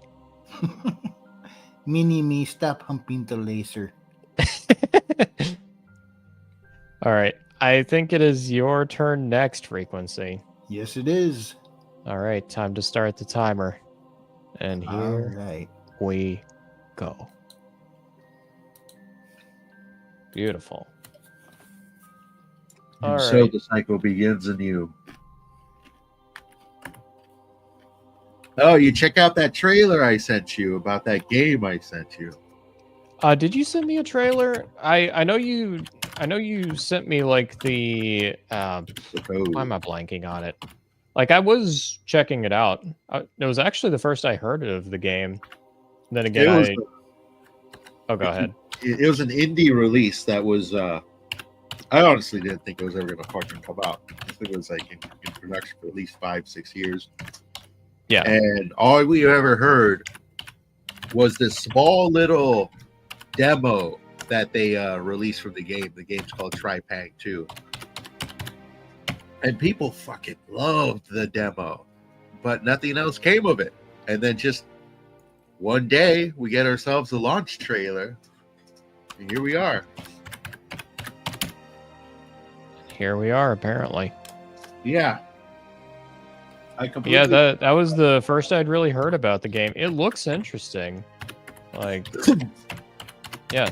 Yeah, it's all about combat. Like I said, if you ever played Fear, it's basically Fear 3 done right. Okay. Yeah, that's good to know, actually. I've got several bridges. The good part about the combat is like we all play those games. You can assault your enemies, you hit them with your guns. This one, if you stun them, you can take them hostage, use them as body armor, throw them, because who doesn't just like ragdolling an enemy across the map, pull a grenade or pull a pin off of one of their grenades and use them as a human grenade, which, you know, it's always very fun. Sounds like a lot of fun. And the last one is just to snap their neck, which, you know, they're bad guys. It's okay. Yeah. So it gives you a lot of options, the game with options. And from what I played so far, because all I knew about it, this is actually what I really like. And I think sort of encapsulates what I love about cross genres. It's action packed, but everything I played so far, at first it comes off like Resident Evil, bioconspiracy, you know, they're messing with biologics. And then it takes a hardcore turn into like Cthulhu realm with cult vibes and shit. You're fighting cults now. Interesting. Hey, I'm killing Cthulhu cults and snapping necks using human beings as grenades and just going crazy as shit with guns. I'm all aboard. Take that, Shoggoth. There you go, right? How do you know I can't beat you? You never entered a game before. Those have win conditions, damn it. Who needs win conditions, am I right? Yeah, unless, of course, it's like one of the many terrible Lovecraft games where the win condition is you get a cutscene where you die horribly.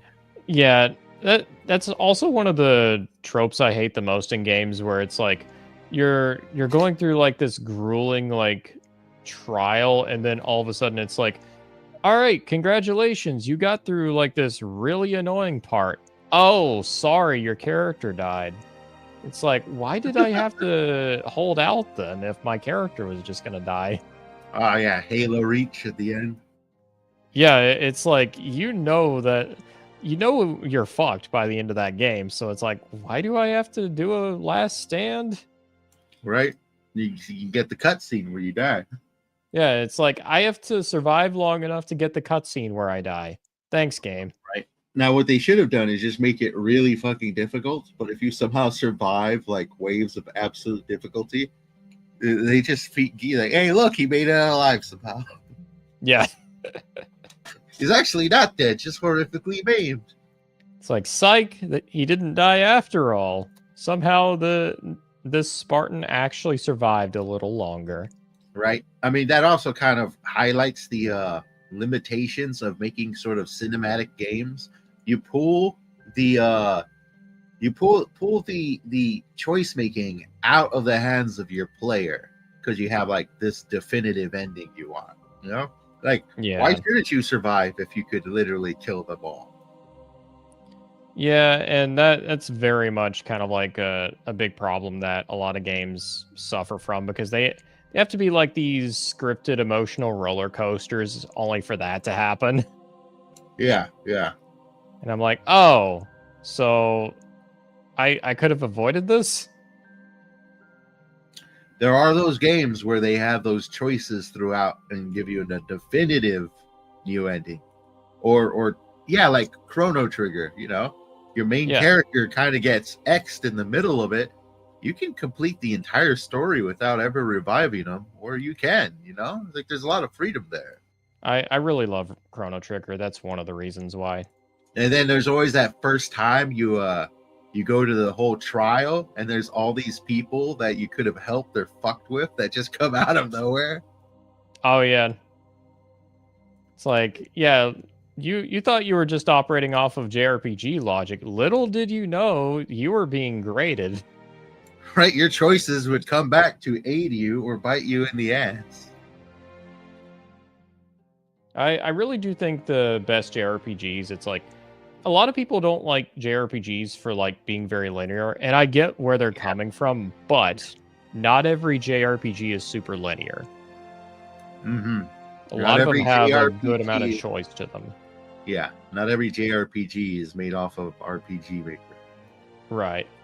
Well, there's even a couple on on RPG Maker that go a bit farther than that. Like, will actually give you a wealth of choice, but it's like I think everybody kind of assumes that a JRPG is like modern Final Fantasy, where it's like it has to be like super drama heavy and everything. And it's like, I mean, you have elements of that for sure, but it's not to that extent either. Yes, and a piece of me actually thought, I don't know where this came from, but I thought, I wonder if I could make pixelated black and white art with the whole AI, and then just make a JRPG out of it. Now, the good news is I probably could. The bad news is that would take forever. Yeah, just a little bit. I did make a bunch of like pixelated art to see if it will look good, and it actually did look good. I was kind of blown away. Like, what the hell, dude? You're not supposed to be this good so easily. But that's how my mind runs sometimes. I have to pull myself back because I'll just jump at ideas. No, I do the exact same thing. Like sometimes I get a little obsessed with the idea of something. I'm almost ADHD about it sometimes. Yeah, I know that feeling. I'm like, man, I thought of this idea. I'm starting into it. Then a new idea comes along that's completely different. I'm like, damn it, now I want to work on this instead. That's kind of why I went into short stories, just to get those ideas out there. Yeah, I feel that. Mm-hmm. Ooh, okay. So that's that done. Oh, and I've already got the taverns down. Oh, I just gotta have like, yeah.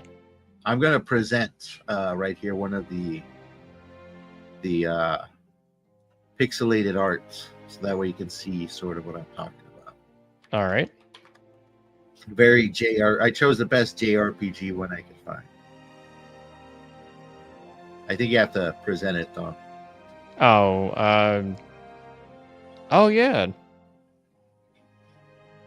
Yeah, it got the style pretty good actually. I was surprised. It's a really cool like Ito-ish style. That's what it reminds me the most of. Ito? I don't know what that is. I have to look. Junji Ito. Oh, okay. I heard of him, but I have not consumed his works. He does horror, right? Yeah, he does. He's like one of the big horror mangaka out there, and I enjoy it very much. His stories are very Lovecraftian, so it's like if you're not a fan of Lovecraft, it might not vibe with you that much. Well, I'm not a fan of his writing, but I've read people who've written Lovecraft, lore that I enjoyed, so I'm down. Ito's really fun because he has a lot of like twisted like body horror and stuff, and he does it very, very well. Interesting. I have to look at that then. Because I'm looking for more manga to consume, but I don't want to go full weeb. I just want to get familiar. And horror art has drawn me in more than anything else. Yeah, then I think you'll really like Ito. Gotcha. Send me some recommendations. Yeah, there's one that I have. I really like Uzumaki for one. Uzumaki's really fun. All That's right. one of his longer stories. There's also one called Gyo, which is like a collection of short stories he All right. has in manga form, and that one has my favorite called The Enigma of Amigara Fault. Gotcha. Both of those are really fun. Gotcha. I'll have to look into it. Also, Howl Wrangler. He's back. I think you I take never out. heard the timer go off. It went off about like 20 seconds ago. I think it's because the image was presented. I don't see it on the screen. Oh yeah, that's probably why I was presenting that, not the Mhm. other. That's my bad. There we go. There we go. Yeah. I don't like that about on StreamYards, you know? It's like you can't just have a picture and a timer. Yeah, Whoa. really. Yeah. Time is ooh, You it's can already only present one thing at a time for whatever reason. Ja.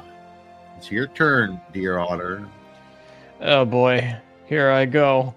Yeah. It's going. The water weasel takes the plunge. Yeah, there he goes. He's in the water. Now he's gone. I don't see him. The water weasel. So Yeah. what's your favorite apocalyptic landscape? Aesthetics wise, I do like the Terminator at night, you know, one. Besides that, I don't know.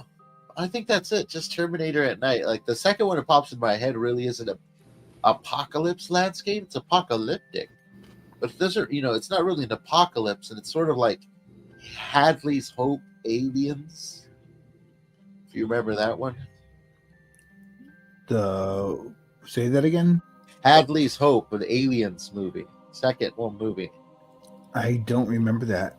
Okay, that's the colony they're at, takes place at. I kind of like that aesthetic, but it's not really post-apocalyptic. Yeah, No, I suppose it can be. it can have a very similar feel to it. The alien apocalypse is upon us, sir. What shall we do? Same thing we do every night, Pinky. Try to take over the world. With the aliens. Take over their worlds too. Sir, we found aliens, but we got bad news. What's the bad news? They're French. Bonjour. Oui, oui. Yeah. It's the bionic hedge. Right? Yeah, look at it is. I blame James. That's fine. You can blame me for most things. I don't care enough, dear sons. I just don't care enough. Oh, after the stream, I'm going to take my dog for a walk. He's sitting next to me. He's ready for one. Yeah, how's he been? It's good. I'm not sure if I told you. I got a second dog now. That's a pug. I think you did mention that. Yeah. Yeah, it's got a baby pug. That one's a wild dog. Nips a lot. Not really like tries to hurt, but like teething sort of ideals. Now, being a pug, does she sound congested all the time? No, he sounds congested all the time. She's too small for me to notice. She's still a little baby pug. Fits in 2 hands, but she's growing. Give her a couple weeks. She'll be a big pug. A puglet. We got a puglet and a French bulldog, but I prefer the French bulldog, to be honest. Very chill dog. Yeah, something tells me you just flat out love them both. You say that as I find the damn little pug trying to chew on my mattress here. I'm not really a mattress. It's like a floor mat for resting on top of for Japanese people, but I took it. Oh, I never noticed Storm Crow's actually joined in the chat. Oh yeah, that was. I think that was you were That's doing your tight. writing at that moment. Okay, so I didn't notice that. Yeah, we got a chat. We got a chat, folks. Dotson's in the chat. Yeah, this writing's going good though. Like I'm over the quarter mark in the short story. Is this another villain installment? No, I'm all caught up with the villain installments. They're written short, well, up to the midpoint. This is the one that's coming after. I'm thinking if I could finish this in the next month, because there's still like another 3 weeks of villain, I could just start releasing this right away and just focus on the other stories and plot out the villain. I kind of already know where I wanted to end the villain, and Yeah. it's going to take me about another 15 episodes. This is going to be one of my longer series. Cool. I hope you've been enjoying it so far. So far. Excellent. I don't think I caught that last episode quite yet. I think you recently That's put fine. one up. Yeah, Yeah, I didn't catch the very last one yet. that's fine. You know, they're there for your consumption when you're ready. I'm glad you're enjoying it, though. That's what really matters. Right, dog? Yes. I got so much stories to write, though. I got to plot them out. And then I just got to put the pedal to the metal on these. Yeah. My problem with plotting them out is I plot them out while I'm typing them. So Yeah. I know where I want it to go overall, and I just start Yeah. moving the characters in that direction on my first draft, which is probably why I look at my first drafts and I hate them.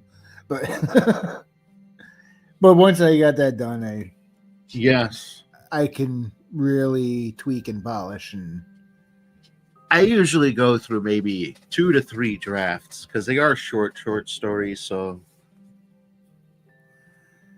yeah, it doesn't take that much to edit them up. You may hear it. You ever find yourself finding strong story points by accident when you're doing your first draft? Sorry, yeah, I find what doing my first draft? Like strong or significant story points during your first draft. Like you didn't intend it, but the way things are going, all of a sudden something clicks and you're like, oh, hey, I can do this here. Yeah, I mean, I've run into those plenty. Usually, I'll plot a story pretty general with a set amount of issues. Like this has to be done with this issue. But I usually just use that as a guide to keep me in line, and then it creates maybe a subplot or two along the way. Yeah. Now, do you have any characters that you just kind of made up on the spot to be a one and done and became significant? Yeah, I guess you can say that. Not really like a one and done. Pretty much just to fill up a plot point, but then they became a more significant character. It's in my current series right now. There's a lot more characters in this one I'm writing now. Well, maybe not as much because the villain has a lot of characters, like 4 different subplots. Yeah. There's like there's a lot going on there. A couple of different groups that we're following back and forth, and yes, you're following the 3 main perspectives, which is the villain himself, the hero, and the cyborg. And there's a lot of supporting players. Definitely, and I'm not gonna lie, some of them I forgot existed. One of them, I didn't forget he existed, but I took a break between writing for a short time. I came back, and at one point, I could only remember his first name, so I referred to him as a first name. And I sort of created another character only using that first name, and I had to go back and write that character into like 4 different spots and then change some names. I was like, okay, I think that did it. But yeah, that's part of the reason I have to plot it out and why you haven't heard another audio short story yet is because I might have to go back and change a few things to get the overall plot structure down. And I want to make sure when it goes to audio that those are sort of the final punctuations, you know? Yeah. Yes. Your pooch agrees, huh? Yeah, they're playing in the background, which is what I like. I want them to play. That way they leave me alone. That's why I got. How many times would you try to work on something? He just comes and gets in your lap. Oh, a fair amount, and he's a heavy dog. He's a heavy one. The little one. But he looks so happy. Yeah, he's a happy dog. You got to keep him a happy camper. Like, he's quiet, but if you don't play with him enough, he'll start getting loud. He'll start barking at people. Not to, like, bite him or anything, but, like, a playful bark. Yeah, it's like he's got to get some of that energy out. Exactly. So that's what he's been doing. And I have a story where he's in it. He's inspired, or a version of him, so to say. It's a food-driven story that revolves around mysteries and a Frenchie owner who's got to solve them. Do we see Psychic Pig in this one? No, but I should get a Psychic Pig. I am back. Welcome back. Also, Herman joins the chat saying, I blame James. Yes, we saw that. Thank you, Herman.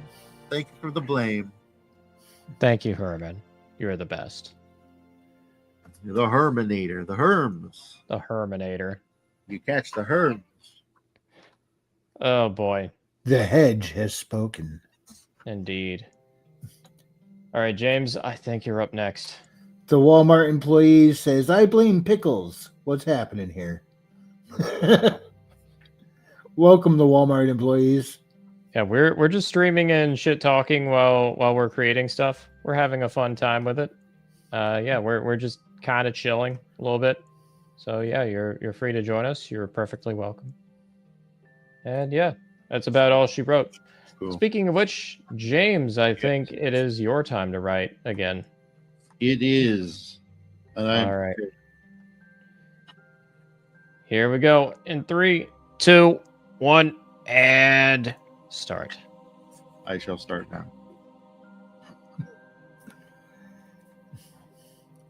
So is that map about polished up, or you still got a little ways to go? Still got a little ways to go. Creating a city map is actually fairly time consuming. Kind of why I wasn't like complaining too much whenever Billy was offering to make some of the maps. I'm like, I'm not going to say no if that's what you want to do. Yeah, I wonder if it was kind of therapeutic for him. It is fun to make a map, that's for sure. Only thing is it's time consuming. That's the only downside. Herman asks, is catching the Herms anything like catching the crabs? I don't know, and I don't think I want to know. Is it just going to be like that one scene from Ice Pirates? You just get Space Hermes instead of... Space Herman instead of Space Herpes? The Walmart employee says, live and making a podcast. Is there an age rating on this stream, or do I need to follow TOS and have a common sense? We're just kind of saying shit, honestly.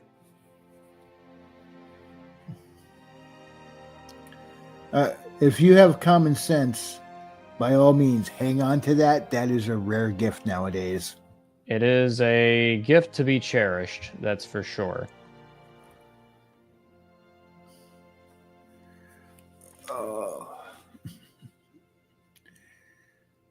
So I get a little issue going on with my streaming. Oh, what's that? What's going on? When I stream a game, I cannot get the volume for the sound effects or anything from the game to come over onto the stream. Yeah, so I haven't tried streaming an actual game through like the Switch or anything like that. I'm guessing you probably need like an actual capture card to do it. That's my guess anyway. Oh no, I'm not doing it off the Switch. I'm doing it off of Steam on my computer. Oh, okay. So that's why I'm able to share the screen so easy. I don't understand why the sounds aren't coming through. Yeah, I think it's more of a StreamYard thing. See, the Walmart employee says, "Yeah, I totally have common sense." Google's the meaning. I feel that. I really do. Don't feel bad. We've all been there.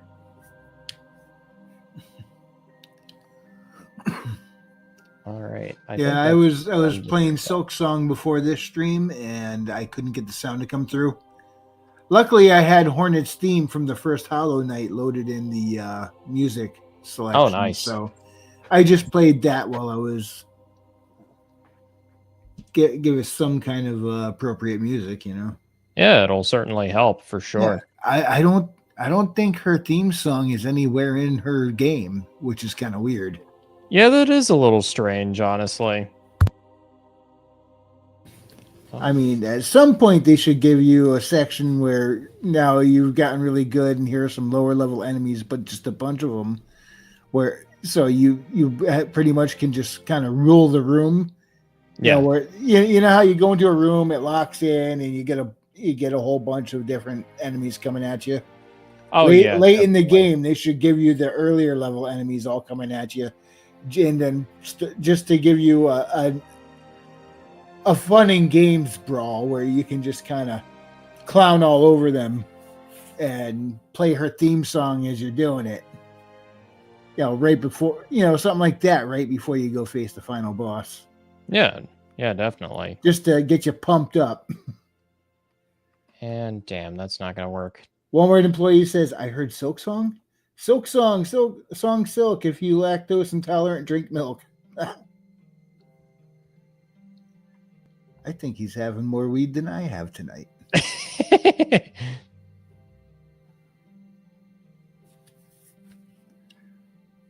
And I'm lactose intolerant, but I can handle cheese. I do like cheese. Cheese is very nice. He says I'm sober. I am sober in body, but not in mind. I'm not sober. Oh, I see.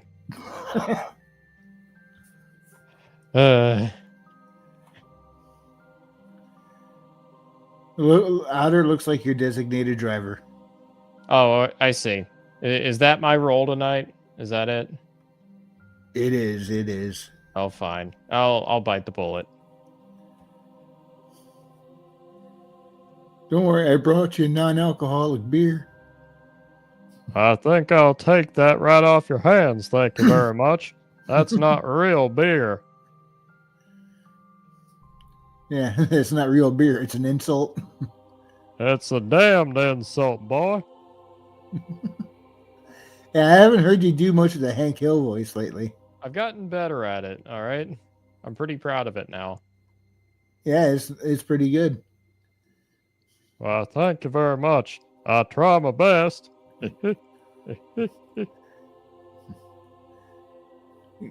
Need to get you and Quentin on together so he can do Kronk and you do Hank Hill and just have a conversation like that. Yeah, I can sort of do a Kronk voice, but he does it so much better than I do. Yeah, he hits it like almost.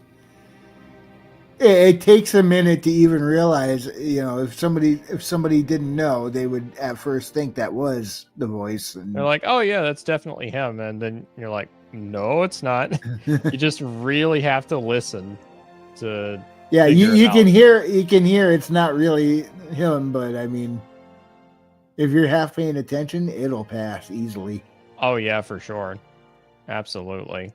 Can you do the Arthur Morgan voice?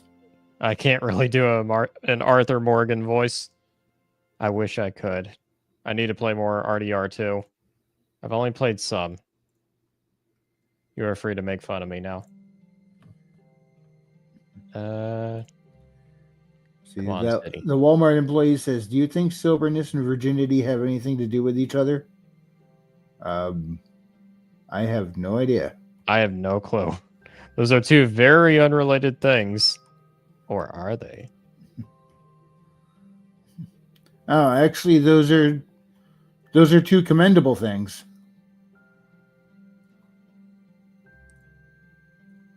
Our culture's off the rails. So I mean, someone's keeping themselves sober-minded and chaste. It's very we live in a very secular world at the moment.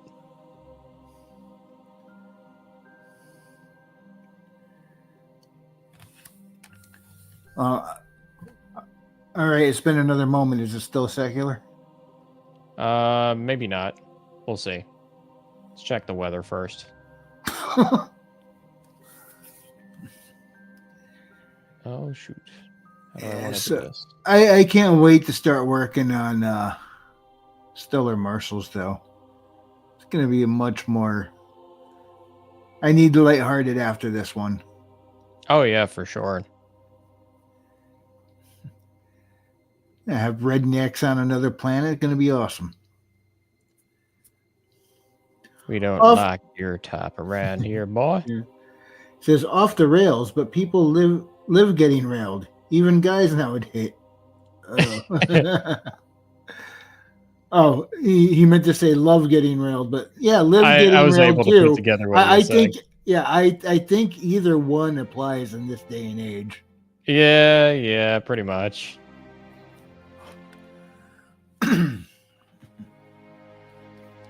think that is pretty close together. Oh yeah, that looks pretty good.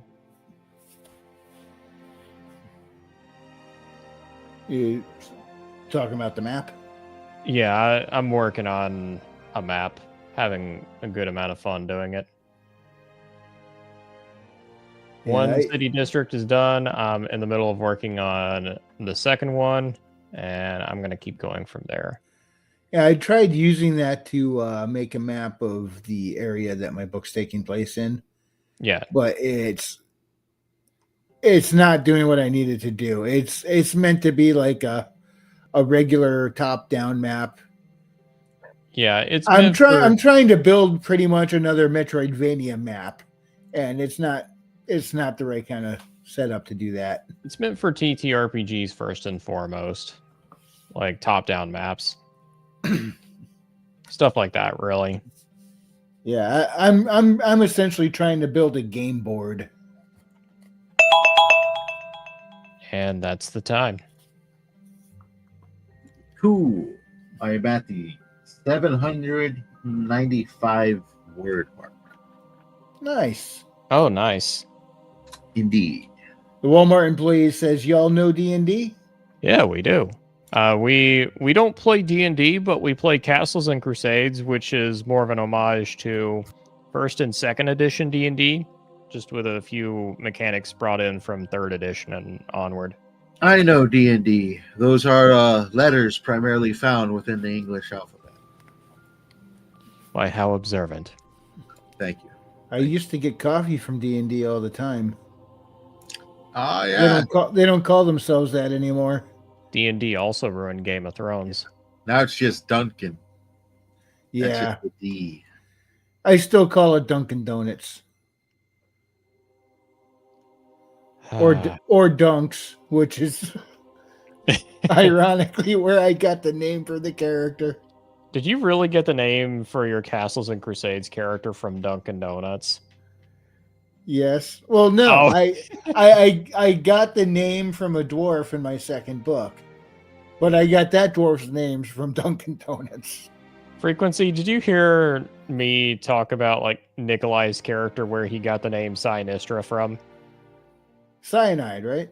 No, it's not actually. No?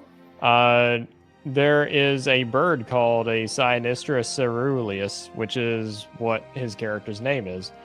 That that's actually Latin. That translates to blue tit.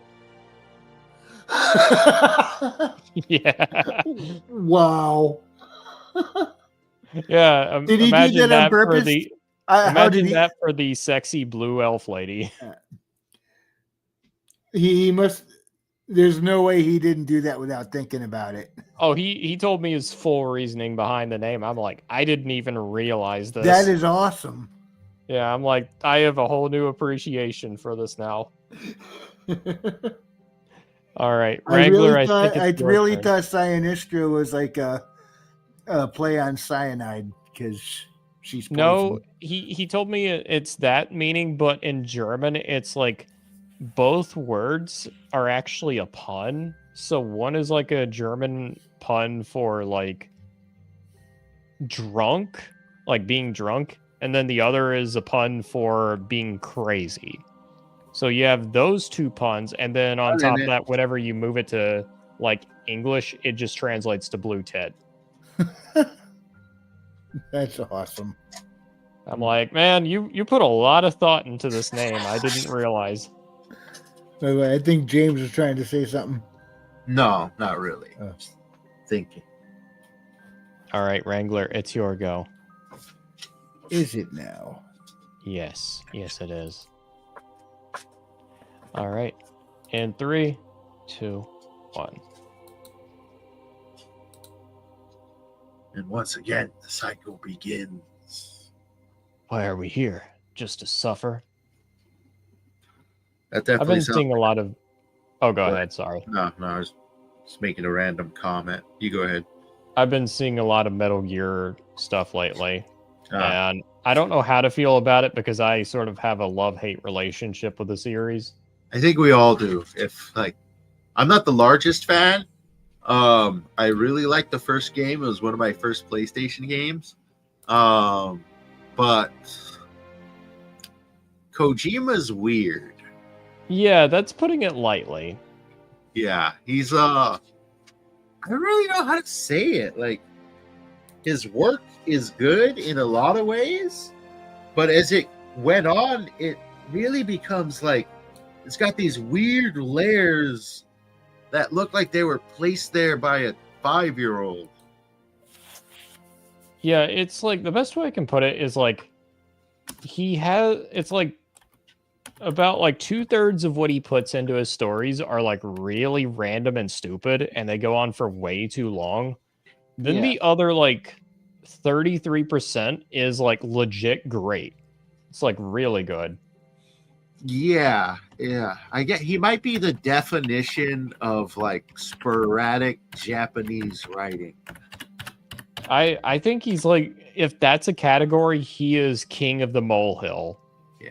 You also got the Walmart employee asking something in chat. Can you authorize my message? I have no clue what that means. Your message is hereby authorized in words only. Unauthorized. Unauthorized message. Authorized message. Access is authorized. Right? I don't think you have authority to kill me. Metal Gear. You know what? I will say this. A lot of people have been talking about the third game lately. It is really fun whenever you're like just eating something for you to like put on the snake voice and say, really tasty. Huh. Yeah, Metal Gear is such a oddball franchise. It takes itself really seriously. Until it doesn't. Yeah, and at the same time it does it. It's like at the same time you have like these legit dramatic moments, you also have like really out of place like fart and boob jokes that go nowhere. And weird names. Yeah. Who are the Patriots' names? Lolly Lule Low. Solaris, or is it Solidus Snake? Yeah, everything is like a sexual innuendo too. It's all a dick joke. There's a lot of that too. This guy's weird. He's weird. Oh, he says, I said something and Twitch was like, your message is being checked by mods and hasn't been sent yet. We are multi-streaming, so I'm not checking Twitch directly. I'm not sure what's going on there, honestly. Mods. Ugh. Damn it, mod. Yeah. You know, who I think actually one-ups them story-wise is Resident Evil, at least the Umbrella Chronicles aspect. I've never properly played a Resident Evil game, which I know it's kind of blasphemous to say. I do know their stories are batshit insane. They can get very batshit insane. Where it actually holds up is the overall arcing plots. structure actually holds up pretty well. And continuity wise, it's good, and it's actually followable, which is also good. That's better Uh, than some like anime inspired plots out there. yeah, and I think what I really like about it, after consuming shit tons of horror, at the end of the day, it's just a pharmaceutical company fucking around with biologics. Pretty That's the much. big bad guy. It's not a cult. There is no Cthulhu coming out of you, no, out of anywhere. There's no big ass like monster creature from the center of the earth, controlling anything. It's just an evil corporation. It's just a bunch of corpos being dicks. That's Yeah, really it. exactly. And that's what I like about it, because we don't get too much of that anymore. The corporation's just the front. There's always something else. Sometimes that's refreshing, you know? It Sometimes was you need exactly that. It was refreshing because a lot of it ends up just being cults. Cults seems to be the big popular one, Yeah, and I like your average Lovecraftian cult, but it's like when that's always the case, yeah, it gets old. Yeah. So when I revisited the plot, I was like, this is fucking great, because I recently been getting into older games. And I've played Silent Hill, Fatal Frame, and Resident Evil. And the other two were just like, Silent Hill is the one that kind of did it for me, because I never really jumped into Silent Hill, but I kind of liked the aesthetic.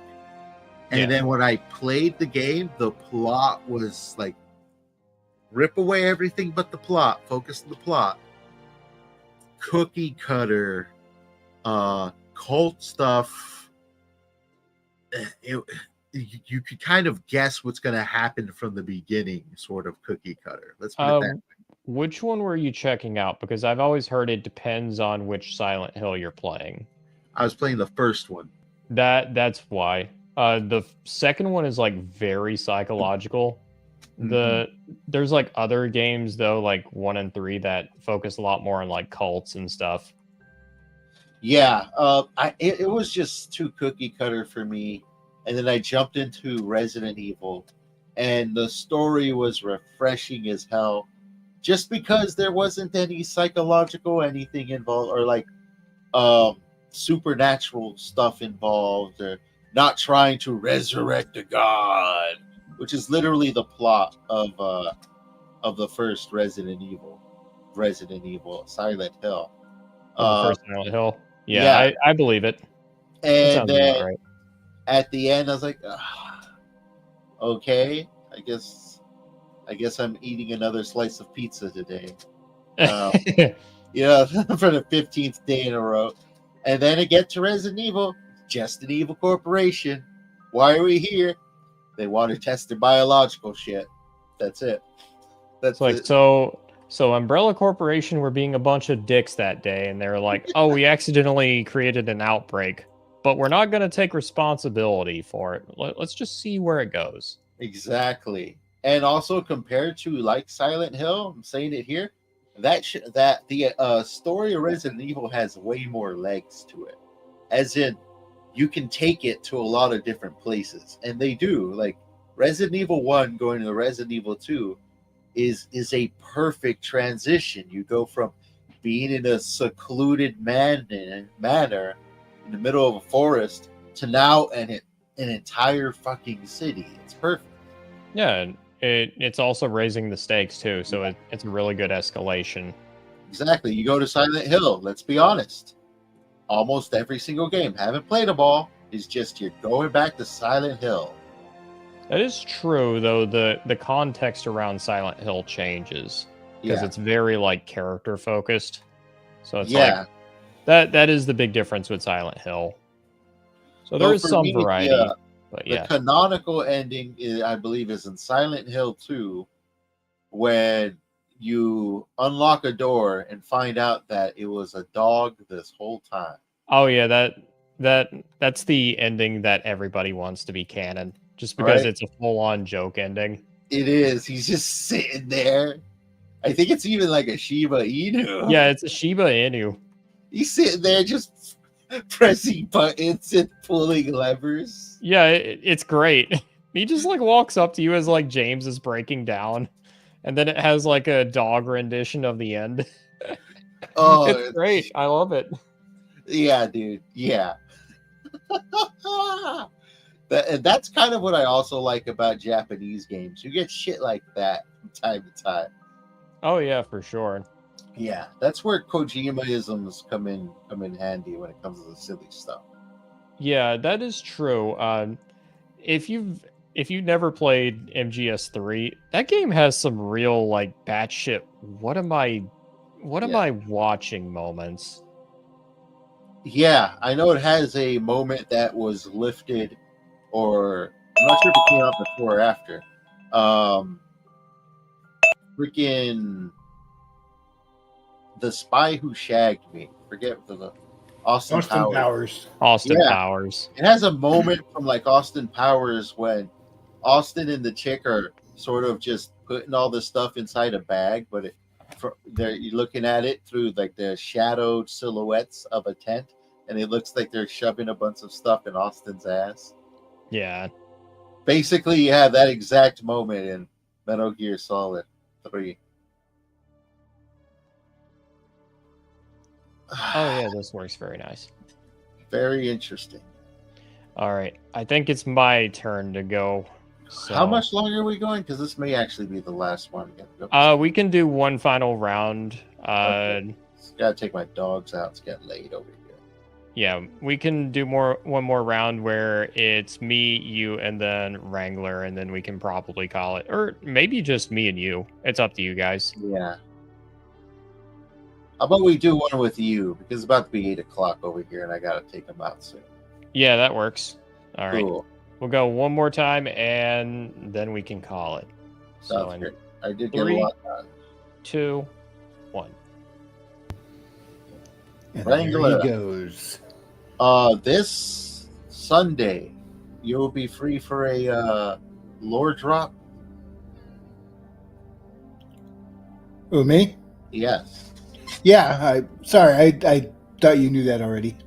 Okay. We may have spoken about it. I'm looking at the chat. The Walmart employee said I said something on Twitch that was like your message is being checked by mods and haven't seen it yet. I heard dick jokes. My specialty? ? Ah, I get it. Metal Gear Solid's got dick jokes in it. Innuendos even. But yes, we'll be doing the introductory of the Secret World for Wrangler, which is a very niche IP. It's basically just a failed game with a really cool lore. On our show that's actually yet to be announced, but we're recording episodes in the background called Lore Dump, where we just sort of hear about new and interesting lores for about an hour. So we'll be doing that, and I guess at a later date, if you want to do Metroid. Yes. Oh, yes, I do. Metroid. We'll have to do a Metroid one. I know you introduced me to Metroid once, but it was a while ago, and I don't remember much. Understood. Ugh. Big old Metroid. You know, I was thinking we could do one on what's that game you're playing right now? The Hollow Knight series, Yeah. that's got some massive lore that I still don't know. I was gonna say we do it, but you kind of shared what lore you did know already on the game. Yeah, When you were and playing it, I was like, "Oh, there goes." it gets convoluted and very fuzzy too. So Yeah, that's how a lot of them are. It's one of those games you said where you kind of piece together the lore, right? yeah, and I mean there is a definitive story, definitive overall story, but there's some things that are still way open to interpretation, and they're deliberately leaving a lot open to interpretation. That's Okay. the nature of their game and their storytelling. But I mean, there are some things that are just kind of absolute. Yeah. Although, even with, I think there are 3 different endings, they like to consider all 3 versions of the ending to be canon in one way or another. Oh, that's cool. So, yeah. I really enjoy it when they do that, you know, sort of leave it open-ended, really take advantage of the fact that you're playing a video game. A lot of them, you know, I was talking to Otter about that. They kind of just lean into the story a lot, and there's a definitive ending, and you can't really escape it. And when there's a definitive ending, you know, your choices get heavily limited. Yeah. Now, there could be multiple endings, and one is the intended canon ending. Yeah. But I think Team Cherry once said we just like to consider all of them canon. That's good. Yeah. Just why not? You know, you're making the game. Embrace it. Kind of like, have you ever played the game Stanley's Parable? No, I haven't. I think that's a game that you would trip out on. Like, now that you got your new computer, I would love to see you play Stanley's Parable live, like for the first time. I've never even heard of it. What kind of game is it? It's sort of a game that's wrapped around choice. You play Stanley, and you're in this little office, and you hear a voice, and the voice sort of narrates what you do, and it's all up to you how long or short the game is by you exploring choices. And it's called a parable because, I mean, it's just a gigantic, the best way I can put it is it's a choice simulator. It's very hard to put into words, but it's one of those games that really takes advantage of the aspect that it's a game. Yeah. Remember Choose Your Own Adventure novels? Yeah. Are they common anymore or not really? I don't know. I wouldn't doubt it if there's some small publication out there that still produces them. But besides that, I haven't even really gotten into them when they were around. Yeah, so they're not really mainstream in any big way. I haven't seen really any mention of them around. They don't seem to be part of the general zeitgeist in any way these days. Uh-huh. But video games can still seem to be able to do it.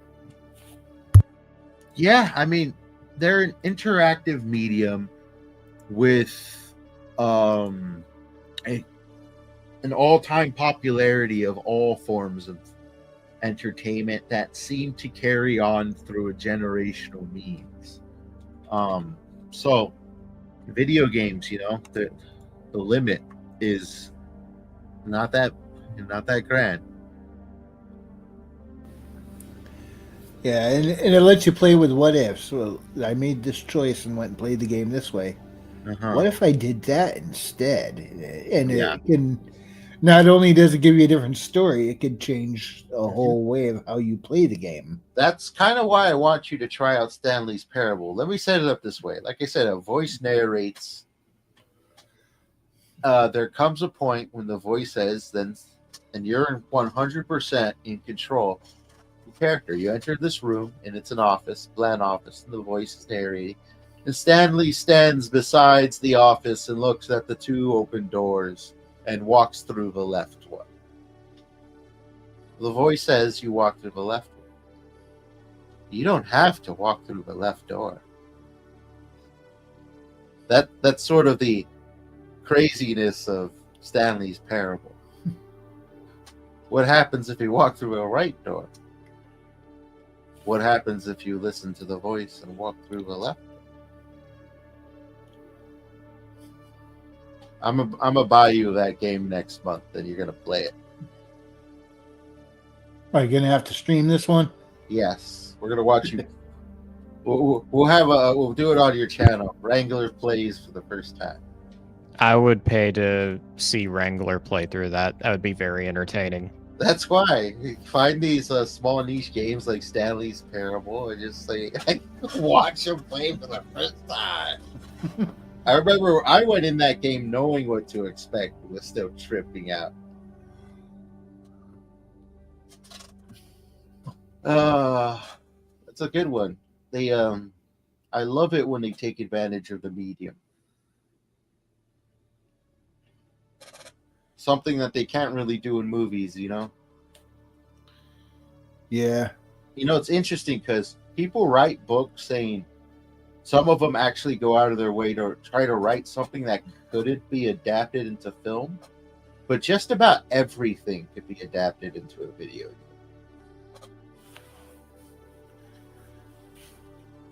I'm pretty sure my books could be. Oh, yeah, or retrofitted into books. I had to retrofit it into a book before I even made the game. Mm. From the game. Did you ever take a look at that video game engine I sent you? It was like our Game Boy engine. I think I tried to, and I couldn't get that to function, but that was on my previous computer. Yeah, your old one. Yeah, eventually I'd like to look at that, maybe make a small game, see what's up, you know. Because it looks like a fun and very approachable software. I like hunting those down.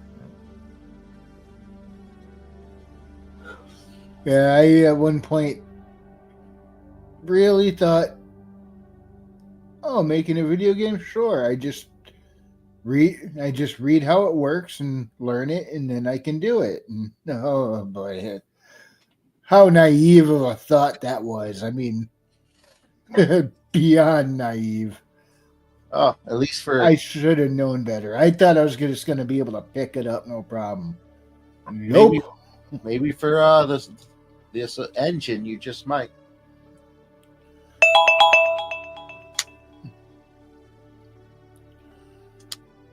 All right, I am back. Yippee. Welcome back. Yeah. Not a moment too sooner. Right. I am right at finishing this part of the city. So that's 3 out of 4 districts done. Woo! That is a lot, actually. Oh boy. Got a large map to work on. Oh yeah. Like I'm not afraid with sharing this, by the way, just because like technically the party's already been in the city. Let me see if I can share it. We'll be over this way.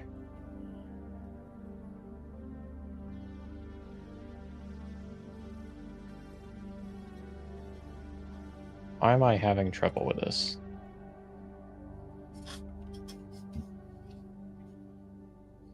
There we are. Can we blame it on StreamYards?